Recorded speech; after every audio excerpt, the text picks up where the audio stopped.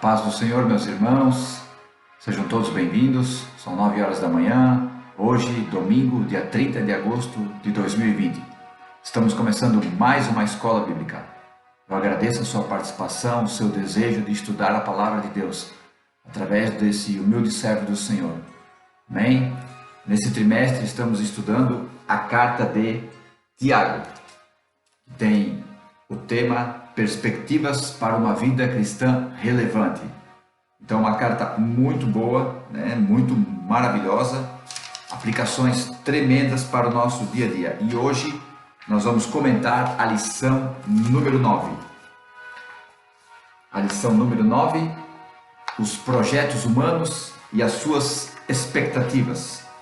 O que é uma expectativa? Expectativa é algo que nós esperamos. Nós estamos olhando para frente, para o futuro, devido ao acontecimento, e temos uma expectativa, nós estamos esperando algo, nós temos uma ideia do que vai acontecer, um desejo até em alguns casos do que vai acontecer, amém? Então, um projeto fala aquilo que você prepara, aquilo que você faz, para ter um resultado. Eu estou fazendo um projeto, isso é preparando algo para ter um resultado. Então, qual a minha expectativa disso?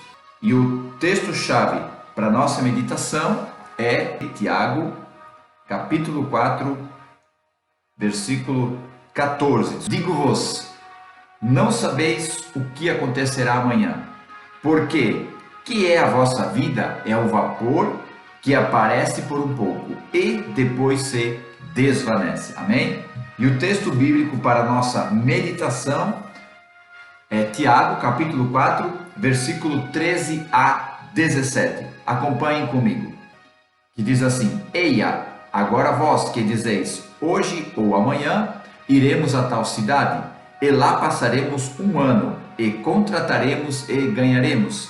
Digo-vos que não sabeis o que acontecerá amanhã, porque que é a vossa vida é um vapor que aparece por um pouco e depois se desvanece. Verso 15: Em lugar disso deverias dizer, se o Senhor quiser, e se vivermos, faremos isto ou aquilo. 16. Mas agora vós gloriais em vossas presunções. Toda glória tal como esta é maligna. Verso 17. Aquele, pois, que sabe fazer o bem e não o faz, comete pecado. Então hoje vamos estar comentando esses 5 versículos dessa parte da carta de Tiago.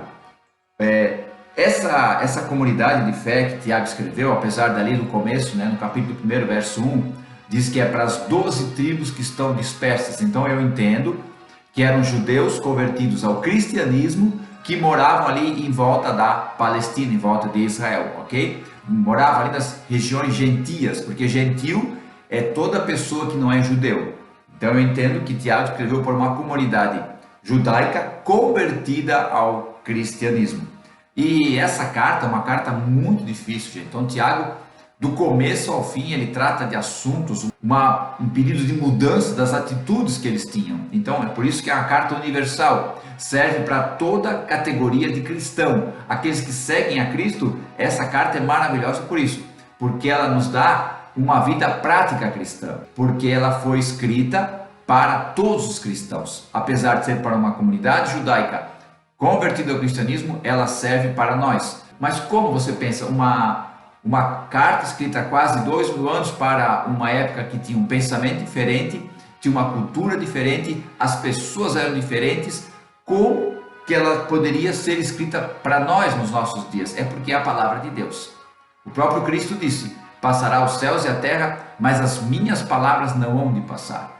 Então Deus, através do seu maravilhoso Espírito Santo, impulsionou Tiago a escrever essa carta, claro, com a intenção de escrever para aquele povo, mas Deus, na sua presciência, saberia que a sua igreja iria usar nos dias de hoje. Então é uma carta muito maravilhosa.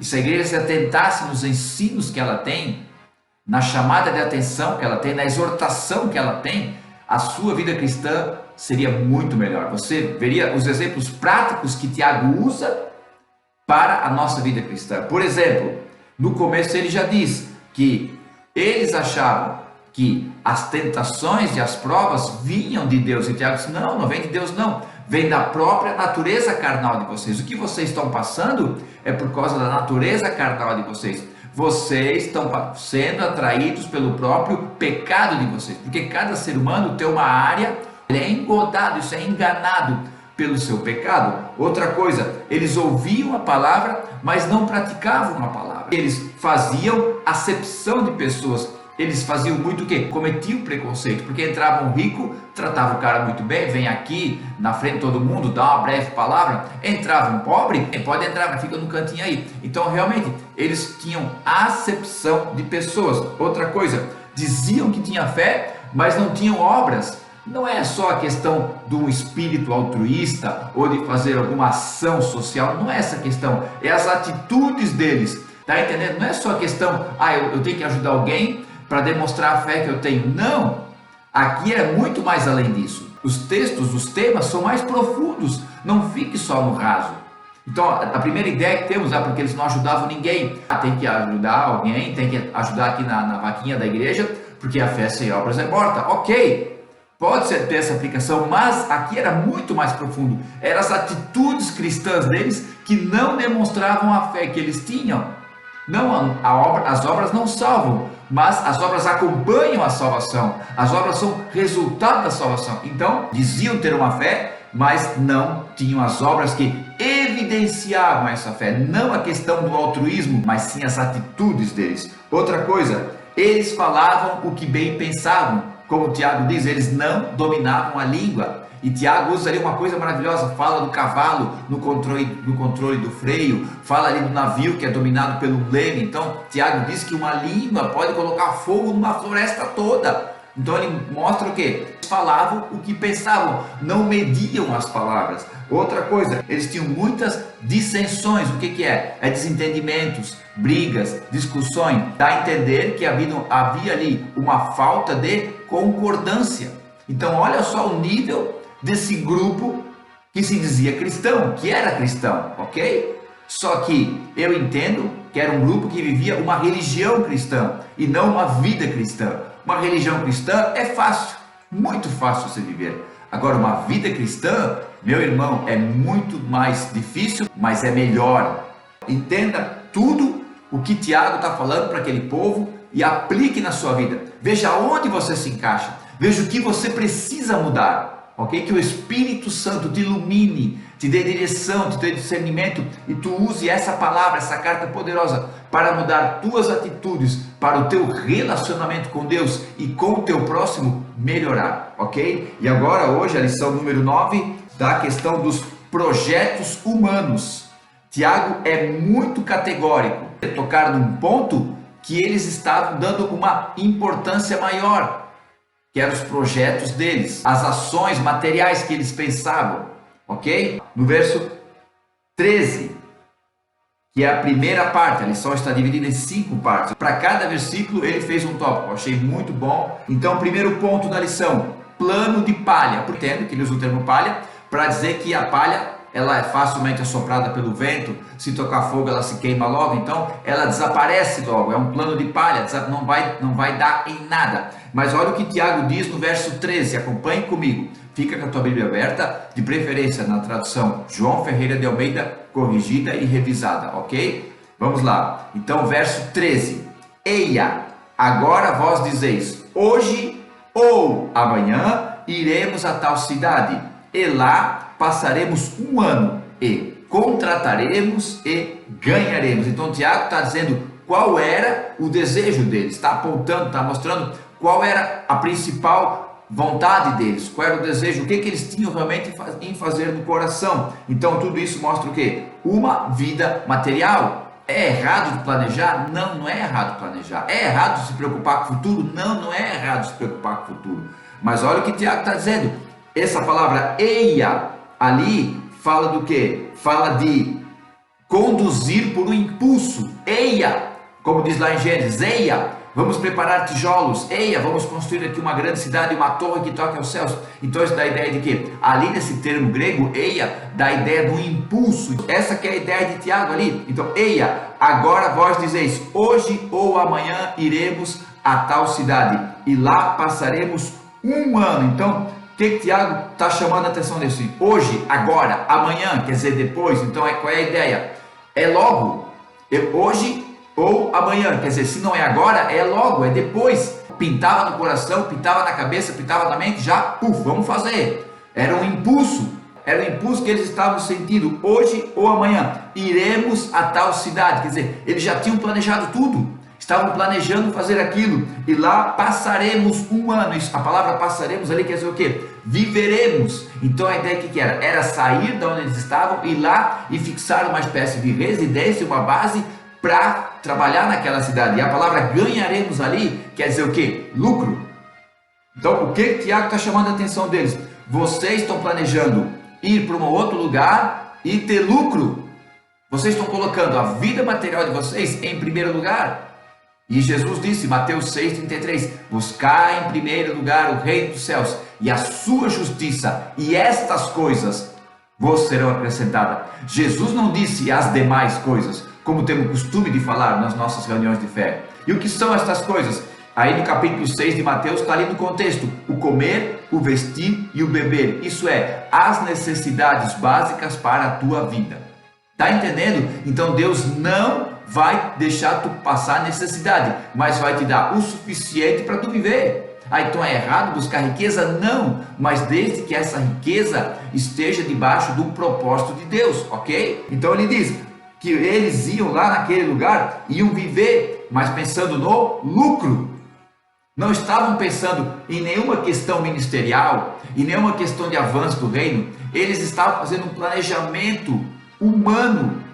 Aí vem o tópico 2, como uma névoa. Olha o que diz o verso 14.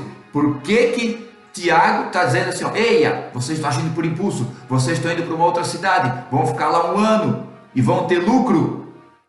Mas como é que vocês podem fazer isso? Aí ele diz no verso 14, digo-vos que não sabeis o que acontecerá amanhã. O que é a vossa vida? É um vapor que aparece por um pouco e depois desvanece. Então, Tiago está chamando a atenção deles. Vocês fizeram um projeto para um ano, mas vocês não sabem o que é a vida de vocês. Vocês podem fazer esse projeto, mas isso não deve estar em primeiro lugar na vida de vocês. Vocês devem ter tranquilidade e serenidade que Deus está no controle. Depois ele vai falar sobre isso, mas então ele diz, ó, vocês não sabem o que acontecerá amanhã. Isso é, esse amanhã está dizendo o quê? Vocês não sabem o que vai surgir, acontecerá, o que vai surgir. Vocês não sabem o que vai aparecer, porque nós não conhecemos o dia de amanhã. Tá certo o planejamento, mas nós não sabemos o que vai acontecer amanhã. Isso é, não sabeis, vocês não entendem. Vocês não estão entendendo nada. Aí ele diz, o que é a vossa vida? Ele faz uma pergunta, o nome disso é pergunta retórica, porque é uma pergunta que não precisa necessariamente trazer uma resposta, mas é uma pergunta para a pessoa pensar, analisar e ver o que está sendo perguntado, para ela mexer com ela, mexer com o eu dela. O que é a vossa vida? Não era para responder, aquela pergunta era para mexer com isso, o nome disso é uma pergunta retórica. Então, isso é muito usado. Jesus usou essa técnica muito. Jesus era o mestre por excelência. A maior parte da vida de Jesus era sobre ensino. Teve milagres, teve curas, teve avivamento, teve coisas tremendas que ele fez. Mas o principal foco do seu ministério era ensinamento. Ensinava sobre o reino de Deus. Então aqui Tiago usa essa forma. O que é a vossa vida? Para eles pensar, o que é a nossa vida? E Tiago já dá a resposta. É um vapor que aparece por um pouco e depois desvanece. É um vapor que aparece por um pouco e depois desvanece. Isso é, desaparece, some, não existe mais. Essa palavra desvanece quer dizer, vai desaparecendo, vai ficando invisível. Aí me vem Moisés na cabeça, Salmo 90, verso 2. De eternidade a eternidade tu és Deus. Essa palavra eternidade no hebraico quer dizer, está escondida, quer dizer, você não consegue enxergar, por mais que você olhe, você nunca vai compreender Deus, você nunca vai enxergar Deus, porque de eternidade a eternidade tu és Deus. A nossa mente é muito limitada, ela não consegue compreender Deus, porque Deus não tem começo e não tem fim. Deus é autoexistente, Deus sempre existiu, tá entendendo? Então alguém pergunta, de onde é que tu surgiu? Tu surgiu da evolução? Não, Deus me criou. Ah, então quem criou Deus? Ninguém criou Deus. Deus sempre existiu. É porque a mente humana não consegue entender isso. A mente humana não consegue relacionar isso, porque nós temos o conceito de começo, meio e fim. Mas Deus não tem começo, não tem meio, não tem fim. Deus é autoexistente. Por isso que Moisés fala, de eternidade a eternidade, tu és Deus. Aí Moisés faz uma comparação maravilhosa com o ser humano, lá no verso 10 do Salmo 90. A vida do homem chega aos 70 anos, alguns por sua robustez, isso é, por sua força, chega aos 80, mas o melhor disso é canseira e enfado. A palavra canseira ali quer dizer aquele esforço fadigante. Tu faz, mas tu não tem mais a mesma pegada. Tu vai subir o morro que antes subia em 5 minutos, agora tu leva meia hora, quer dizer, é muita canseira. E enfado quer dizer, tudo que tu faz é vão, é inútil, não dá em nada. Então o melhor da vida do homem, dos 70 a 80, é canseira e enfado. Olha a comparação que Moisés faz com Deus, de eternidade a eternidade, tu és Deus, e o homem no máximo até os 80. Olha só, por isso que Tiago diz, o que é a vossa vida? O que é? É um vapor. Essa palavra vapor quer dizer respiração, é um sopro. A ideia é um sopro. Sumiu. Assoprei aqui, sumiu. O ar se movimentou aqui por 1, 2 segundos e sumiu. Acabou. Não está mais aqui. Ou é a ideia de uma fumaça, que tu acende ali, a fumaça vai subindo, daqui a pouco sumiu. Então é isso a ideia que Tiago diz, olha, vocês fazem o planejamento para 1 ano, mas a vida de vocês é um vapor. Daqui a pouco desaparece. Então a vida é como uma névoa. Está entendendo o que Tiago está colocando ali para esse pessoal? Ele está mostrando que os projetos deles, por mais elaborados que sejam, melhor que seja esse projeto, tem que cuidar, porque a vida do homem é como um vapor. Aí vem o tópico 3, excluindo Deus do futuro. Olha o que Tiago faz. No verso 13 ele diz, vocês estão fazendo planejamento para 1 ano. Aí no verso 14 ele diz assim, ó, vocês cuidem, porque vocês são um vapor, vocês vão acabar logo. Aí no verso 15 ele diz o que eles deviam fazer. Ele não está dizendo assim, ó, não, vocês não podem fazer esse projeto. Você está vendo que Tiago está construindo uma ideia. Olha só, isso é muito legal. Você lê um versículo, lê o segundo, o terceiro, vai ler o quarto, daqui a pouco tem que voltar lá para o primeiro, para entender a ideia que Tiago está construindo. Então olha só o verso 15. Em lugar disso, vocês deviam dizer, em lugar de se fazer todo esse planejamento, vocês podem fazer o planejamento, mas vocês deviam dizer, se o Senhor quiser e se vivermos, faremos isto ou aquilo. Quer dizer, Tiago não está tirando deles a vontade, não está dizendo para eles não fazer esse projeto, não é isso. Ah, não, agora tem que estar só na igreja, só aqui na reunião de fé, não pode. Não é isso. Ele está dizendo assim, ó, vocês têm que dizer assim, se o Senhor quiser e se vivermos, faremos isto ou aquilo. Então, quer dizer, tudo tem que estar no propósito e no controle de Deus. Se você entregou a vida para Jesus Cristo como teu Senhor, isso é, teu dono, teu Salvador, aquele que te inocentou, e como teu mestre, aquele que te ensina, você é um servo de Cristo. A palavra servo no grego quer dizer escravo. Paulo, lá na carta aos Romanos, capítulo 1, versículo 1, Paulo, servo de Jesus Cristo, escravo, é como se fosse um escravo. O escravo se manda, o escravo pode ir onde quiser? Não. Então essa é a colocação de servo. Ah, eu sou servo do Senhor. Cuidado, mano, o servo não se manda, porque é um escravo. Então olha só, em lugar, o oposto, dizer, Tiago diz assim, ó, em vez de você fazer todos os planejamentos que vocês podem fazer, mas ao invés disso, vocês deviam dizer, se o Senhor quiser e vivermos, enquanto existirmos, faremos isto ou aquilo. Então, todas as ações debaixo da vontade de Deus. Tiago está dizendo para eles assim, gente, se vocês têm um projeto, coloquem na presença de Deus.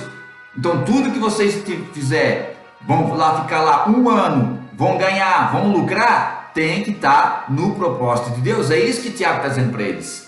Se o Senhor quiser e estivermos vivos, faremos isto ou aquilo. Isso é, não tirem Deus dos projetos de vocês. O Senhor deve estar na frente de todos os seus projetos. Tudo que tu vai fazer nessa vida, coloca diante de Deus. Claro, a gente no nosso dia a dia, às vezes na rotina do dia a dia, diante dos nossos pensamentos, resolver problemas profissionais, nós esquecemos ou nos tocamos de colocar Deus. Mas aqui, ó, eu trabalhei muito tempo na área têxtil, no desenvolvimento de estampas, e tinha situações que eu não conseguia resolver. Eu orei e disse: Espírito Santo, me dá sabedoria para resolver essa situação. O Senhor me dava sabedoria. Gente, eu tenho testemunho, isso funciona. Quando tu tiver uns projetos na tua área técnica e tu está difícil para resolver, vá lá e ore: Senhor, eu não tenho condições, me dá sabedoria para resolver essa situação técnica. O Senhor vai te dar, eu tenho certeza disso. Então Tiago está dizendo para eles colocarem todas as situações diante de Deus. Então devemos colocar toda a nossa vida, todas as nossas situações emocionais, espirituais, materiais diante do Senhor, para Ele nos dar sempre a sua direção. Se o Senhor quiser e se vivermos, faremos isto ou aquilo. Mostra o que? Dependência de Deus. Mostra o que? Tu colocando Deus no centro da tua vida. Deus não é um ditador, Deus é carinhoso, é amoroso, é gentil. Se você falar com Deus e pedir ajuda dele, ele vai te orientar, mas tudo depende de como você quer. Se você quiser fazer do teu jeito, Deus não vai invadir tua vida, vai deixar você fazer. Tiago falou: nós vamos para lá e vamos viver naquela cidade e vamos ter lucro.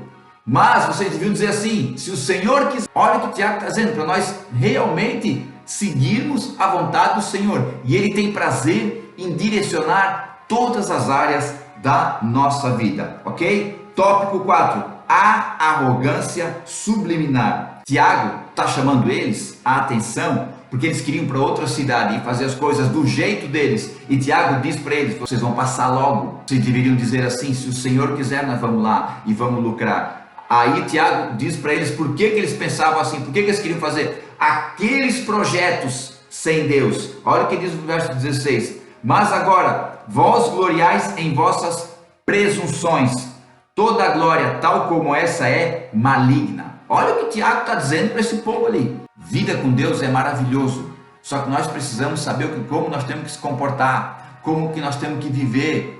O maior interesse de Deus é que nós vivemos uma vida cristã sadia, uma vida cristã pura, uma vida cristã em santidade. Para viver uma vida cristã em santidade, precisamos da palavra de Deus. Você tem que não só ler, mas meditar. Isso aqui que eu estou falando aqui é uma coisa até básica para a nossa vida cristã. Então olha o que ele diz: mas agora, vos gloriais em vossas presunções. Esse vos gloriais quer dizer o quê? Vocês ficam se achando nas vossas presunções, na vossa arrogância, no vosso orgulho. Vou colocar aqui: talvez alguém seria um grande engenheiro que já fez projetos incríveis e achava que agora pronto, agora eu posso ir lá e fazer tudo tranquilo, porque eu sou um bom engenheiro. Às vezes não, irmão. Eu sou um ótimo juiz, eu fiz todos os cursos de direito possíveis, então eu vou lá para resolver muito bem essa questão. Às vezes não. Isso mostra o quê? A arrogância do ser humano. O ser humano quer viver independente de Deus, ok? Mas quando ele coloca a sua dependência em Deus, toda a sua arrogância cai por terra. Ele vê que ele não é nada, que ele não consegue nada sozinho. Toda a nossa sabedoria, por ainda que seja um ateu, ela existe porque Deus soprou em nós o seu fôlego de vida. Está entendendo? Então, olha, mas agora vos gloriais em vossas presunções, na vossa própria arrogância. Toda a glória, isso é, todo esse achismo de vocês, que vocês acham que são alguma coisa, tal como esta é o que? Maligna. Já pensou alguém chegar e falar para a tua inteligência, para a tua sabedoria que tu estudou, fez faculdade, tu se especializou, fez pós-graduação, fez bacharelado, fez tudo que foi possível, e alguém chegar e dizer que essa tua sabedoria é maligna? Não a sabedoria em si, não o estudo que tu fiz em si, mas a tua arrogância em relação àquele estudo que tu tivesse.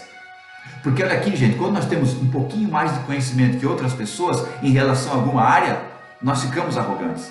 Vamos lá, eu estou aqui estudando a Bíblia, e chega um irmãozinho, pode acontecer, ninguém é perfeito, chega um irmãozinho aqui que tem menos conhecimento que posso me tornar arrogante? Não, eu sei mais que aquele irmão, ele começou agora. Isso é, por mais sabedoria que eu tenha, por mais conhecimento bíblico que eu tenha, se eu achar que a minha sabedoria bíblica, o meu conhecimento bíblico é superior àquele irmãozinho, eu estou sendo arrogante. Aí essa glória, o que é? Como o Tiago fala, é maligna. Tem uma parte numa das cartas que Paulo fala assim: considerai os outros superiores a você mesmo. Meu Deus, já pensou? Não, é só Deus no nosso coração, só Deus na causa. Porque a gente, é difícil o negócio, se não é o Espírito Santo, meu Deus. Então, tá vendo como é fácil? Como é fácil a gente se gloriar daquilo que nós temos e achar que nós estamos bem? e nós estamos sendo só arrogante. Essa glória, esse conhecimento que a gente adquiriu é mau, é perverso, é maligno. É isso que Tiago está dizendo. Não o conhecimento em si, não me entenda mal, não o estudo em si, mas aquele conhecimento que você adquiriu está tornando você arrogante, porque você tem algo a mais que os outros não têm. Está vendo o que é vida cristã? Você está vendo o que é vida cristã? Eu não quero aqui desmerecer os costumes que a Assembleia de Deus tinha no passado. Eu acho que foi muito importante. Só que vida cristã é muito mais do que roupa, cabelo, muito mais do que atitudes externas. Claro, as atitudes externas vão revelar aquilo que nós somos. Eu não vou chegar a andar por aí sem camisa de bermuda. Vem alguém pedir em casa, pedir oração, para receber ele de sem camisa e de bermuda. Colocando dessa maneira, que é uma falta de respeito da minha parte. Não vou andar também de qualquer jeito. Mas vida cristã é muito mais do que adornos. O povo ia atrás de Jesus. Um carpinteiro, um filho de carpinteiro, e os sacerdotes com todo aquele paramento lá no templo, não tinha ninguém lá, todo mundo indo nos desertos atrás de Jesus. E de repente, os sacerdotes abriram lá a porta do templo, cadê o povo? Estão lá escutando um carpinteiro. Tá, mas ele não tem nem estola sacerdotal, ele não tem nem o cajado de Moisés, não tem nada. Não, mas ele tinha a palavra de Deus. Porque a palavra de Deus é que muda, a palavra de Deus é que transforma. Tá entendendo? Então isso que Tiago está trazendo para nós é vida cristã, ok? Então não tenha a tua sabedoria, algo a mais do que os outros, achando que tu é melhor. Quanto mais tu tiver, mais é para servir os outros. Quanto mais Deus te der, mais é para servir os outros. Seja no espiritual, seja no emocional, ou seja no material. É para servir, mas é para servir. O maior mandamento qual é? Amai a Deus sobre todas as coisas, com todo o teu entendimento, toda a tua força, toda a tua alma, e ao teu próximo como a ti mesmo. Então entenda, tudo que tu não quer para ti, não queira para os outros. Está entendendo o que é vida cristã, meu irmão? Meu Deus do céu, vamos lá, para encerrar a parte, o pecado sutil. Então agora, Tiago, depois de chamar aqueles irmãos ali para a responsabilidade da vida, para eles não ficar só fazendo os projetos deles, colocar os projetos sim, mas sempre Deus nos projetos. Deus nos projetos deles, não façam os projetos sozinhos. Aí ele diz que aquela presunção, aquela glória que eles tinham, era uma arrogância, que eles achavam que eles iam conquistar. Aí Tiago fecha essa parte dizendo, verso 17, aquele pois que sabe fazer o bem e não o faz, comete pecado. Aqui gera uma ideia de que se você passar e está dormindo na rua, um morador de rua, que se você não fizer nada por ele, você pode fazer alguma coisa, você pode dar um alimento, pode dar um dinheiro, pode fazer alguma coisa, se você não fizer nada, isso quer dizer o quê? Você está pecando, porque você sabe fazer o bem, ok? Dá essa ideia, né? A princípio, você lê esse versículo, dá a ideia de que você não ajudar aquele camarada, você está pecando.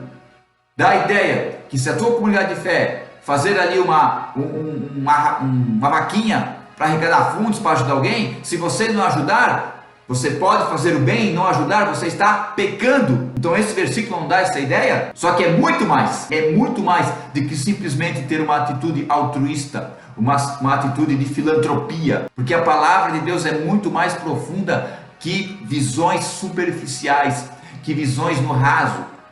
Quando tu estuda a palavra de Deus, eu fiz teologia há 2 anos e achei muito bom, sempre estudo, leio comentários de vários teólogos, só que na minha opinião, na minha humilde opinião, no meu entendimento, a teologia ela é o raso. Então imagine um mar, você está ali com uma canoa, um barco, pescando, você está fazendo teologia, você só vai pegar o que está ali por cima. Para pegar mais o que está lá embaixo, você tem que mergulhar. Então você tem que ir mais profundo. E o profundo quem dá é só o Espírito Santo. Quem dá o profundo é só o Espírito Santo. Você tem um professor de excelência morando dentro de você, o Espírito Santo. Eu tenho certeza que se você pegar esses textos aqui, comentamos aqui de Tiago, eu tenho certeza que se você orar, ele vai dar uma revelação totalmente diferente do que eu te falei. Não que isso é errado, que é antibíblico, não. Mas ele vai te dar uma visão, que na verdade essa visão é a profundidade. Isso é um poço que nunca acaba. É uma profundidade que nunca acaba, gente. Isso é maravilhoso. E os cristãos não entendem isso, ficam só no raso. A princípio, aquele que sabe fazer o bem e não faz, comete pecado, a ideia de uma atitude altruísta. Mas aqui essa palavra bem quer dizer, no original grego, ser bom, ser honrado. Então fala de quê? Fala de caráter. Não está falando só da atitude de filantropia. Está falando do teu caráter, da tua honra. Aquele que sabe fazer o bem. Aquele que pode ser uma pessoa boa. Seja, se não for, está cometendo pecado.